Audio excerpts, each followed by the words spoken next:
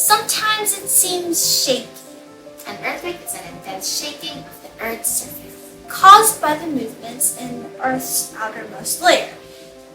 So to understand earthquakes, we must first recall Earth's four basic layers: the crust, mantle, a liquid outer core. and don't forget about the solid inner core. Sorry, I forgot that everyone has to have a solid core. The lithosphere is the crust and upper mantle that makes up the tectonic plates. It is much stronger than the underlying layer, the asthenosphere. The asthenosphere is a malleable layer that lies beneath the lithosphere, said to be much hotter and fluid. Extends from about 100 kilometers to 700 kilometers below the surface. Okay, now back to earthquakes. They've happened for centuries and centuries for a while. Or for a really long while. No one could explain it in a manner that's scientifically sound. Until a German dude, Alfred Wegener deflag you? Alfred Wegener.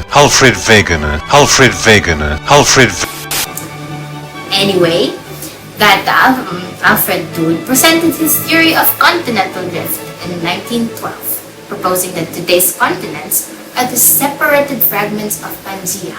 A supercontinent he named himself. And he was laughed at, I think. You see, the weak point of Alfred's presentation was his inability to explain why the continents even moved. I mean, I wouldn't even This know. Alfred dude is amazing. He lived a life of adventure and wonder.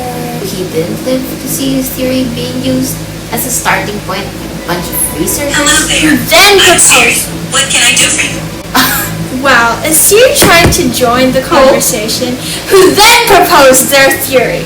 The plate tectonic theory!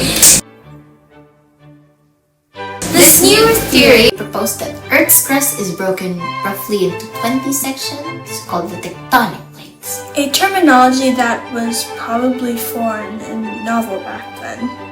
The plate tectonic theory transformed Earth sciences by explaining many phenomena like mountain building, volcanoes, And earthquakes! And earthquakes. Due to the convection of the asthenosphere and the lithosphere. Plates move relative to each other at different rates, from 2 to 15 centimeters per year. The interaction of tectonic plates is responsible for many geological formations such as The Himalayas, East African Rift, and etc., because, you know. Aside from that, the plate tectonic theory explains the stripes of rock on seafloors with alternating magnetic properties. As buoyant molten rock rises up from deep within Earth, and it emerges from the space between tectonic plates and hardens. Creating a ridge! P.S. If you were wondering or not, I'd like to tell you that the theory was solidified in the 1960s, so you're held hostage. Alright, I think we've exhausted this topic of theories and now move on to The anatomy of an earthquake. As you can see from this diagram I found on the internet, we have the fault epicenter, focus, or it's also called the hypocenter, the plates, and the seismic waves. 1. Faults are the fractures in the Earth's crust where movement has occurred. Think of the San Andreas fault. Wait, whose fault is it? No, I mean, like, fault. Earthquake, right? 2. The epicenter is vertically above the focus point in the crust, where seismic rupture begins. The focus, or the hypocenter, is the place inside the Earth's crust where the earthquake originates. So that's the word fault. What?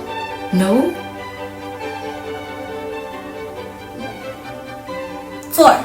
The plates are massive rocks that make up the outer layer of the Earth's surface, whose movement along faults trigger earthquakes. And lastly, 5. Seismic waves. These are the waves that transmit the energy released by an earthquake. Hello? We know what an earthquake is, the theories and anatomy, but for an earthquake to occur, there are numerous factors. Like volcanoes, elastic strains, mountain belts, and etc. Volcanoes Can trigger earthquakes through the movement of magma within. Elastic strain Can cause earthquakes to occur when energy stored in elastically strained rocks are suddenly released. Oops. Mountain belts. A group of mountain ranges, usually located in close proximity to the borders of tectonic plates, and have the ability to spread earthquakes across regions to reduce the impact of the earthquake. But can make the earthquake more powerful than expected.